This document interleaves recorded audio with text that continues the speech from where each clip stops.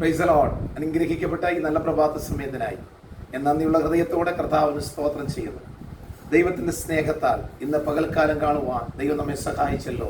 അതോർത്ത് ഞാൻ നന്ദിയോടെ കർത്താവിന് സ്തോത്രം ചെയ്യുന്നു.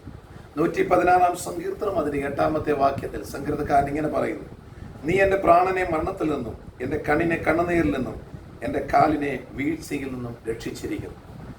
നമ്മുടെ ദൈവം ആരാണെന്ന് സങ്കീർത്തനക്കാരൻ വിളിച്ചു പറയുന്ന ഒരു സങ്കീർത്തന ഭാഗമാണ് ഞാനിപ്പോൾ വായിച്ച് കേൾപ്പിച്ചത്. എന്നെ ശ്രദ്ധിക്കുന്ന വാത്സല്യ സഹോദരങ്ങളെ, നിങ്ങൾ വിശ്വസിക്കുന്ന, നമ്മെ രക്ഷിച്ച, നമ്മെ നടത്തുന്ന ജീവനുള്ള ദൈവത്തിൻ്റെ ക്വാളിറ്റീസ് എന്തൊക്കെയാണ്? ദൈവം ആരാണ്? ദൈവത്തിന് സ്തോത്രം. ഇന്ന് ഭൂമിയിൽ മനുഷ്യനിർമ്മിതമായ ധാരാളം ദൈവങ്ങൾ ഉണ്ടായിക്കൊണ്ടിരിക്കുന്ന ഈ കാലഘട്ടത്തിൽ സത്യദൈവത്തിന്റെ ഗുണമെന്താണെന്ന് മനസ്സിലാക്കണമെങ്കിൽ സത്യവേദ പുസ്തകത്തിലെ വചനങ്ങൾ നമ്മൾ പഠിക്കണം. സ്തോത്രം.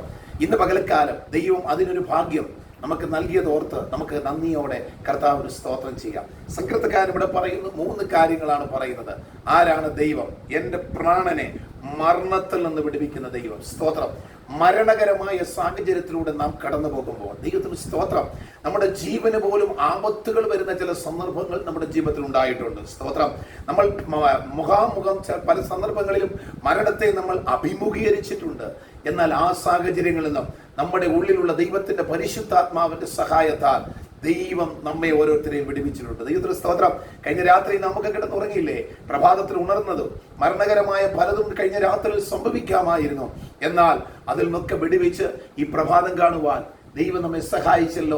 അതോർത്ത് നമുക്ക് നന്ദിയോടെ കർത്താവിന് സ്തോത്രം ചെയ്യാം.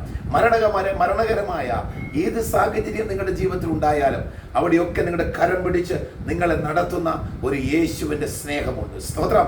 ആ സ്നേഹമോർത്താണ് ഇന്ന് പകൽക്കാലം നിങ്ങൾ ദൈവത്തിന് നന്ദി പറയേണ്ടത്. രണ്ടാമത് പറയുന്നു, ദൈവമാരാണ് എൻ്റെ കണ്ണിനെ കണ്ണുനീരിൽ നിന്ന് വിടുവിക്കുന്ന ദൈവം. സ്തോത്രം. നമ്മുടെ കണ്ണിൽ നിന്നും അടർന്നു വീഴുന്ന ഒരു തുള്ളി കണ്ണുനീര് പോലും തറയിൽ വീഴാതെ വണ്ണം തൻ്റെ കരങ്ങളിൽ അതിനെ ആക്കി വെച്ച് അതേ നമുക്ക് മറുപടി നൽകുന്ന ഒരു ദൈവം. സ്തോത്രം.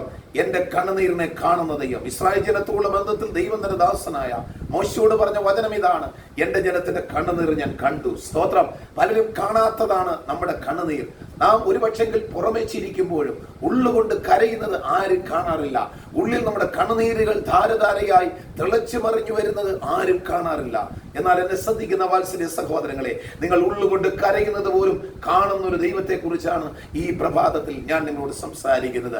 ദൈവം ആരാണ്? നിങ്ങളുടെ കണ്ണുനീരിനെ തുടയ്ക്കുന്ന ദൈവമാണ്. സ്തോത്രം. യേശുവിന്റെ അതേ യേശുവിന്റെ നാമത്തിൽ ഇന്ന് പകൽക്കാലം നമ്മുടെ സകല കണ്ണുനീരുകളും തുടയ്ക്കപ്പെടട്ടെ. നമ്മുടെ പ്രതികൂലങ്ങളെല്ലാം മാറിപ്പോട്ടെ. നമ്മുടെ പ്രയാസങ്ങളെല്ലാം മാറിപ്പോട്ട്. സ്തോത്രം. മൂന്നാമത് അവിടെ പറയുന്നു, എൻ്റെ കാലിനെ വീഴ്ചയിൽ നിന്ന് രക്ഷിക്കുന്നവനായ ദൈവത്തിന് സ്തോത്രം. നമ്മൾ പലപ്പോഴും അത് വീണു പോകാനുള്ള സാഹചര്യങ്ങൾ എത്ര പ്രാവശ്യം സംഭവിച്ചിട്ടുണ്ട്. പിശാച് നമ്മളെ വീഴാൻ തക്കണം തള്ളി, നമ്മളെ അഗാധമായ കുഴിയിലേക്ക് അവൻ തള്ളിയിടുവാൻ ശ്രമിച്ചു. പക്ഷേ അവിടെയൊന്നും ആ വീഴ്ച അതേ സംഭവിക്കാതെ വേണം ദൈവം തന്റെ ദൂതന്മാരാൽ കാവലാൽ നമ്മെ സംരക്ഷിച്ചവനായ ഒരു ദൈവം. ദൈവത്തിന് സ്തോത്രം. നാശകരമായ കുഴിയിൽ നിന്നും കുഴഞ്ഞ ചേറ്റിൽ നിന്നും നമ്മെ വിടുവിക്കുന്നവനായ ദൈവം. ഇന്ന് പകൽക്കാലം ഈ ദൈവം നിങ്ങൾക്ക് ചെയ്യാൻ പോകുന്ന 3 കാര്യങ്ങൾ. ഒന്ന്, നിങ്ങളുടെ പ്രാണനെ ദൈവം വിടുവിക്കും. ദൈവത്തിന് സ്തോത്രം. മരണകരമായ ചില രോഗങ്ങൾ നിങ്ങളുടെ ജീവിതത്തിൽ നിന്നുണ്ടായിരിക്കാം.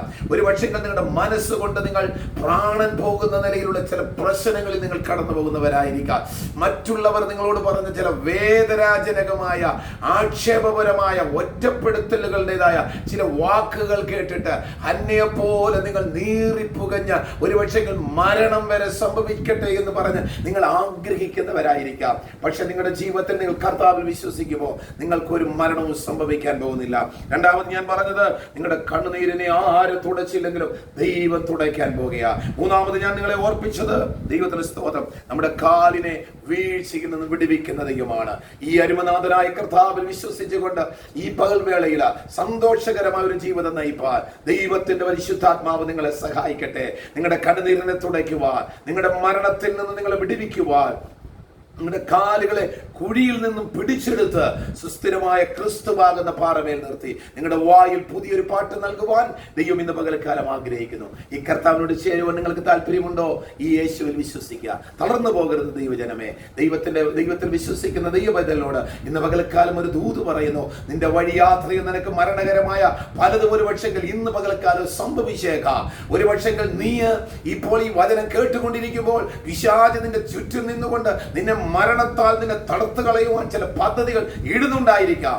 എന്നാൽ യേശുവിന്റെ നാമത്തിൽ ഞാൻ കൽപ്പിക്കുന്നു, ആ പ്രതികൂലങ്ങളെല്ലാം മാറിപ്പോട്ട്, മരണകരമായ എല്ലാ അനുഭവങ്ങളും മാറിപ്പോട്ട്, ജീവനെ വരിഞ്ഞു മുറുക്കുന്ന എല്ലാ ബന്ധനങ്ങളും അഴിഞ്ഞു പോകട്ടെ, രോഗബന്ധനങ്ങൾ അഴിയട്ടെ, പാപബന്ധനങ്ങൾ അഴിഞ്ഞു മാറിപ്പോട്ട്, നിങ്ങളുടെ കടഭാര വിഷയങ്ങൾ പരിഹരിക്കപ്പെടട്ടെ. നിങ്ങളുടെ കണ്ണുകൾ കരഞ്ഞ് കരഞ്ഞ് നിങ്ങൾ അതേ കരഞ്ഞ് ചുമന്ന് നിങ്ങൾ തളർന്നു പോയ അനുഭവമാണോ?